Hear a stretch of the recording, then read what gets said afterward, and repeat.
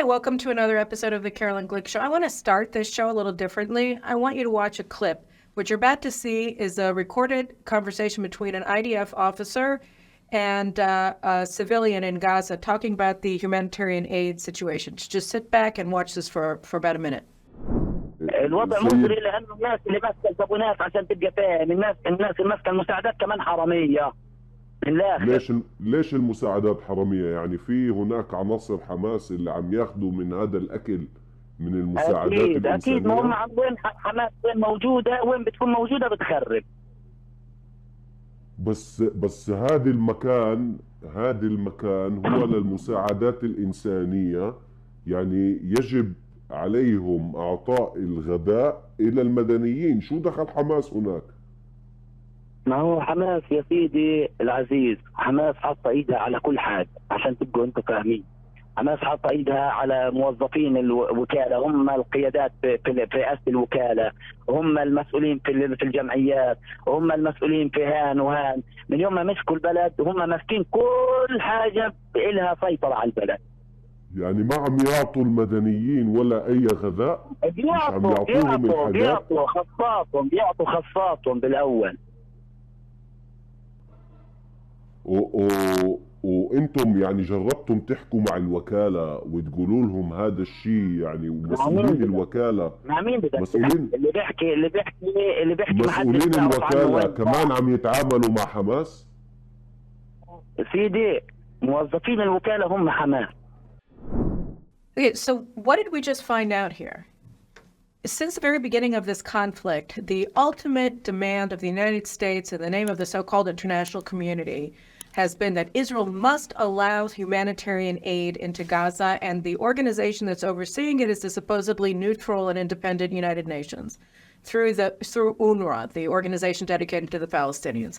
And what we just heard here is, and we knew this already, and I've been speaking about this for weeks and weeks and weeks, that UNRWA is a wholly owned subsidiary of Hamas. It's controlled by Hamas. All of its directors are Hamas, so that literally the United States is demanding that Israel resupply Hamas. That's what we found out here with absolutely no doubt anymore.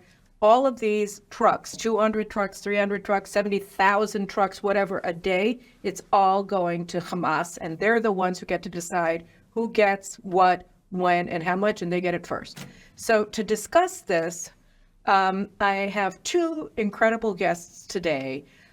They're both members of a really important organization called Mothers of Warriors, which is an organization of mothers of men, fighting men who are in Gaza, and women who are in Gaza now fighting. And they have a very clear demand of from the government of Israel: stop with this humanitarian aid farce. So first of all, I want to welcome both of you. I have Carmeli here. And so thank you for coming, and I'm going to turn to you in a second, and also Chana Katan. And I want to, and before actually I start with you, I just want to tell you guys that right now, as we're speaking, the organization Mother of Warriors has just set up a sort of a protest tent outside of the Knesset to call for an end to the humanitarian aid. So first of all, I want to talk to you for a second, Gal. You come at this from a unique angle. It's not that you have children in Gaza. Why don't you tell me a little bit about your story, Word? So everything that's being exposed to even more nowadays is something that for years we've kind of realized ever since my brother was killed. Your brother Sean? My brother Sean, yeah, he moved from Texas. He was we all grew up in Texas, and he moved to Israel at the age of 16, and he drafted to the army. He was a lone soldier, and in the 2014 Operation Protective Edge War, Sean, along with his brigade, they were the first to enter. Yeah, the Golani brigade. They were the first to enter. He was actually the first to enter Sajaiya. A couple days after the war started, they entered Sajaiya, and within about an hour or so, Sean, along with 12 other Golani soldiers, were killed. When they entered Sajaiya, the whole region over there, the whole area was under heavy fire. Lots of fire and rockets coming from the Wafa hospital, which does not exist any longer. So let's just talk about it. Let's stop. They came in, they were in jeeps, I think, right? And Yeah, Sean was in a Namel, and they were in a tank, right? The Nagmash. so they were in an armored personnel carrier Right. and a tank. And they came under RPG, rocket, and small arms fire from a hospital. From the hospital and all nearby area. When Hospital. when they realized that there were rockets coming from the hospital, and they understood that they were in serious risk, they asked permission from high-ranking generals to blow up the hospital so that they can continue to go and fight the evil that they were about to do. And they dismissed this, did not get permission, dismissed them. Within an hour or so, 13 soldiers were killed. This continued for a couple of days. 16 Golani soldiers within a day and a half were killed. And all because of the fire emanating from the hospital. Sean was actually killed from, because they were under heavy fire, he was killed from a terrorist that came under a tunnel, and they weren't able to kind of, understand the situation. And so about a day and a half later, they decided to bomb the hospital, which they should have done beforehand. They actually investigated it and understood that there were, if any, very, very, very few injured patients in the hospital. The hospital was full of Hamas terrorists and Hamas supplies, and unfortunately, it was too late. So this, what we're seeing now is just a repeat, really, of what we already experienced in 2014, and at such great human cost to our soldiers, right? Yeah, a constant repeat of what always happens in war. We are such a moral, we have this ideology, we're such a moral army, but we forget to take care of ourselves. Forget that we're fighting an enemy. That's the biggest problem here. And here today is, Dr. Katan, you have your mother, you're a doctor, you're a gynecologist, IVF expert. I mean, you're like a really serious professional woman, and you're also, take it from me, you're very serious. And you're also the mother of 13. 7 soldiers now, reservists, have been called up, several of them fighting in Gaza. So, first of all, what do you make of this whole medical facilities being used? Well, we happen to be an organization of doctors, which we try to make a contest over that, dealing with the Shifa challenge hospital. it. To challenge what happened with Shifa Hospital before they knew what was going on. We knew that there was a lot of weapons there. We knew that it was full of, that the enemy is using it as a covering, and we protested all the time about that thing. Even though we're doctors, we should be moral. We should we should worry about the patients, but we understood exactly what's going on, and it's continued to go on. All the hospitals that we found until now are full. The hospitals, the nurseries, the bedrooms of the little babies, Every single school, every UN school, every regular school in Gaza filled with weapons. Under the beds of children. I mean, in times they had all their babot. All of their dollies. The dollies are full of it. The toys, yeah. So it's definitely, and I think that we're making, as you said, we're making the exact same mistake, and the enemy only knows what the enemy. We're thinking in Hebrew, and they're thinking in Arabic, and we're not talking the same language. And if we want to really make them surrender, we have to do the right things to have them surrender. Meanwhile, we're helping them. We're giving them ammunition. We're helping them get stronger. And how are they going to surrender this way? It's just going to complete. It's just going to go on and on and on. More soldiers are going to be killed, instead of just taking these high buildings and just bombing them. Instead of making sure that we don't let them use humans as in human protection in front of our terrorists. Yes. And we know it's not Jewish walls either. I mean, if you're kind to the cruel, then you're cruel to the kind. Exactly. And they take advantage of us. And they take advantage of our good hearts and of our morality. And I say as a mother, I'm terrified. I'm just saying I'm terrified.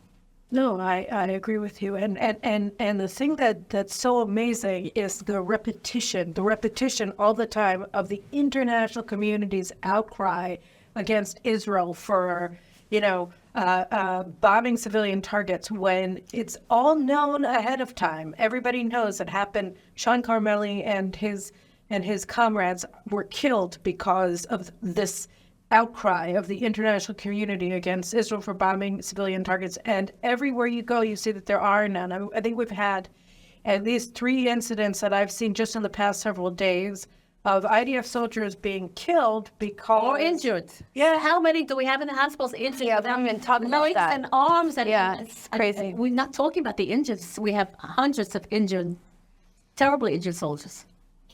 Yeah, and a lot of them, it's the lives because it's IEDs that are being planted and they blow up as they come out because these civilians come and I mean, I've seen, footage and stories of soldiers who were told not to shoot because it was civilians, and the civilians were the wives and the children of these Hamas terrorists who were coming back to their homes, and as the soldiers were allowing them to pass. Some of them use costumes. They use costumes if they're women and they're men. All kinds of things. I mean, they're very, very tricky, and they'll do. Hatred is something which is very, very has a lot of power.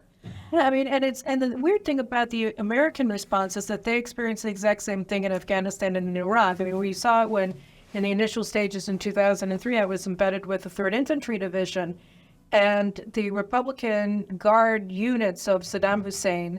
They left their bases. They were all wearing the same. They had taken off their uniforms. They were all wearing sweatshirts and sweatpants. And you knew that they were soldiers because they were all wearing sweatpants and sweatshirts. But ostensibly they're civilians, right? They're no longer in uniform. And that's precisely the modus operandi of Hamas. So you were doing it as a doctor, and now you're looking at it as a mom. Right. And so what really, can you talk a little bit about what it is that the mothers of warriors are saying to the We're saying that first of all, we want them to, if we send our sons, we want a purpose in it. And we want to make sure that we're going to win this war. This has to be won. We have no choice. It's a war of no choice. It's not as if we're doing because we just wanted this war. We know that if it's not going to be now, it's going to be never, or it's going to be another war, another war, another war. So if we want something to definitely happen, we have to do it right. And if they keep tying our hands and not letting us do it right, then people are going to be killed for no reason at all. I mean, it's just going to happen again. And that's why we want this to be done in the right way, with the right strategy. Of course, we're not politicians, and we're not army unit heads, but we have common sense, and we know what the human morals are, and we demand to save our children's lives before you save questionably civilian lives of the enemy. It's something which should be just something which America understands very well when they go out for war. I mean, please don't tell us to do things that it's like a double standard. A double standard. Don't tell us to do things that you yourself don't do when you're in war. And we've had a few civil liberty of this war. It's not the first time. And we'll just see what happens if you keep putting it off and putting it off and putting it off. It gets worse and worse and worse. And we demand for this war to be the last war in Gaza. And there's after the 7th of October, there's no way for anybody to tell us not to do that. There's no way. Nobody has the right to tell us not to protect ourselves in the best way that we can. It's not even only protect, it's like literally existence. We have nowhere to go. The Right. South cannot be in the South. The North cannot. There's always a different group. We're talking about Gaza, but there's always a different terrorist group. Hezbollah, and we have in Yosh, we Exactly. have This is a fight for our existence. I think the difference between us is that their whole lifestyle, their whole worldview is about fighting and destroying the Jewish state and the Jewish people. And for us, it's like our soldiers, our poor soldiers have left their families, have left their work. They do not want to be there. They do not want to carry weapons, and they are forced to do so. Because if they don't do that, their 5-year-old sisters will have to go there, or their kids, or their 70-year-old mothers. And that's the difference between us.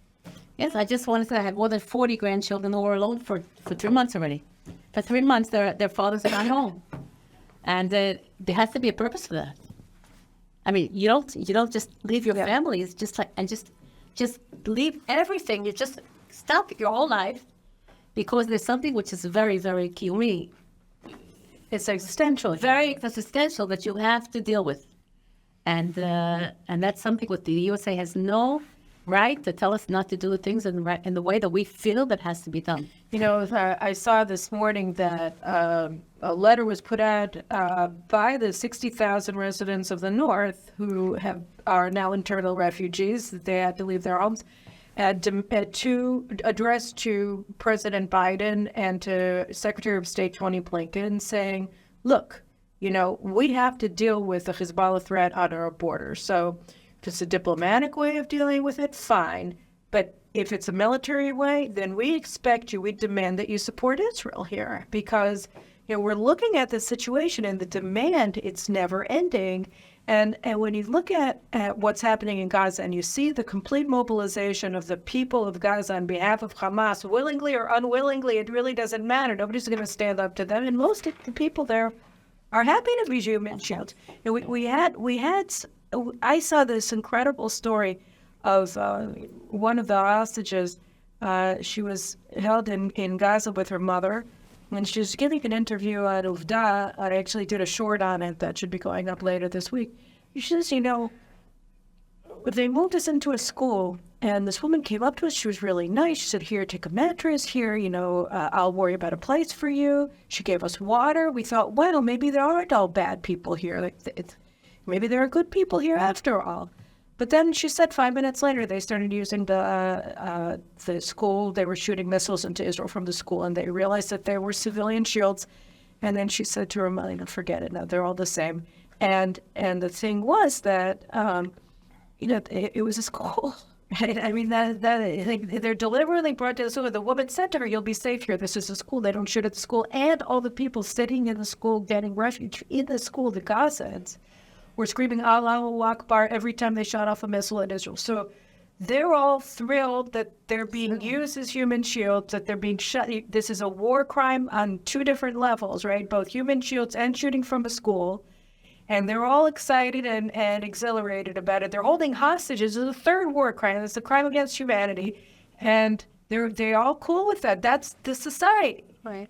And so here we are being demanded by the Americans that we have to worry about these people before we worry about our soldiers. So, you know, can you tell me a little bit about your sons that are in? I have sons who are in the north. I have sons who are in the south. I have sons who are in the Yudav Shimon. Middle. And they come home for days, 2 days. I would say some of them come home, and you know what they do? I have an unmarried son who is all King. What he did was to visit two friends who don't have legs anymore. And he went to a funeral, and he went to a ship at Kol. That's what he did. That's what he did on his chofish. In other words, this is what they're going through. I'm not talking about the trauma they're going to go through and what's the post-trauma. We're still in the trauma. We can't deal with post-trauma because we're still in the middle of the trauma. But they're going through very, very, very difficult sites, and we have to make it as meduyak as we can. As precise as we can. What about you? I mean, you looking at what's going on. I mean, it's just... I can't even imagine what the mothers are going through, but I think that mothers, friends, siblings, we all feel that these are our families. Israel is small. And soldiers, many have reported that every single home that they've been to has something that has to do with, they're not just Hamas supporters until today, literally have, you know, like all their weapons and all their whatever, all their stuff is within these homes. And I can also tell you that there's a screenshot of my brother who before he went into the Gaza Strip, we were really worried, and I told him, I really hope that they shoot from the air. It's enough, and I'm really pro-peace at almost any price, really, even if it's about land or anything. I think most Israelis are willing to do whatever they can, but it's not about politics, it's not about land. And he wrote, I have to go in because I want to make sure that we don't hurt innocent civilians. That's what he wrote in our group WhatsApp. And unfortunately, 9 years later, these children or whatever, these innocent civilians on the Gaza Strip. They didn't only come and shoot our pro-peace kibbutznikim and pro-peace party people. They literally brutally attacked and murdered and, raped and did what they did. So these are the innocent civilians. Unfortunately, we cannot look at them no longer as innocent civilians. And I think that when American progressives want to help, it's amazing, and I'm pro-helping the innocent Palestinians, but this is not the way. They need to come and they need to see for themselves that no humanitarian aid is reached, that all the fuel that is being carried out that we are, forced to give them is used for the tunnels, and this is a cycle that never ends. And so if you want to help, there are ways to help, but definitely not pressuring Israel to not do certain things, to lose the war, to risk our innocent children that are soldiers, but they're reservists. They're not there because they want to be there. And even if they're conscripted to protect their families. Exactly, to fight the enemy. Boys, To fight the enemy. I mean, there are boys. That's the thing. And our girls, in fact. Now, there are girls in Gaza, too. I mean, you look at it and it's just extraordinary. So, I have to tell you something. I'll tell you guys, too, which is that I was talking to an official. I was talking to a source, and he said something really interesting, that the Gazans and that party, together with the United States and perhaps the chief of staff, they were of the opinion that that we shouldn't go back after the hostage swap, that they wanted the war to somehow or another piddle out. And the reason why that didn't happen and that we reinstated the ground operation and everything was because of the outcry of the parents, of the mothers, of the bereaved families, demanding victory, that it's because Israeli society is united in a way that we haven't been, in decades, and understand, no matter where you stand on the political spectrum, that this is not about anything other than the survival of the Jewish people and the Jewish state at this point, and that it is a societal war, that the thousands of Gazans who came in, strolled in, paraded into the kibbutzim and participated in the slaughter and the rape and the looting and everything else, it's because Hamas is an organic outgrowth of the society, of Palestinian society, and they're not separate from it. They're not unique, and that's why this whole humanitarian aid thing is really an act of hostility against Israeli society. Right. And so I think that what you guys are doing is so important and not surprising, right? I mean, nobody came to this because we're gung ho and we want to go out and we want to.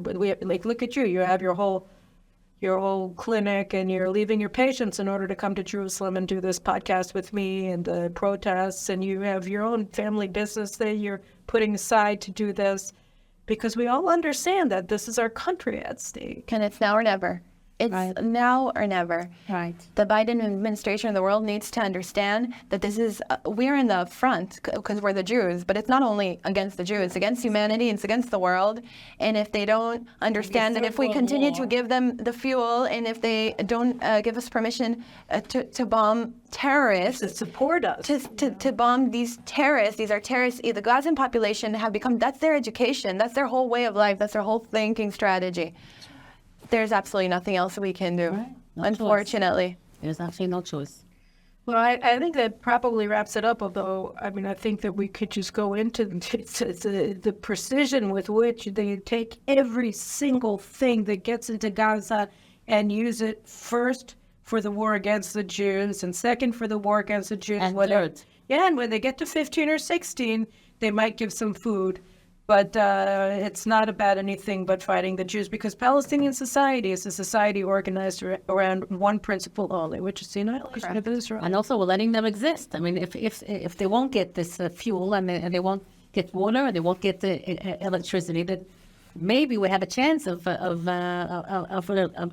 they will surrender. But this way, they just completely. No, and also they cut us down ground. Instead of coming up above ground and shooting our soldiers by surprise who are under ambush from a civilian installation, then they'll come out of the tunnels because they don't have any air, and then we can have a fair fight with them. I'm not going to fight them down there. We don't know what's down there.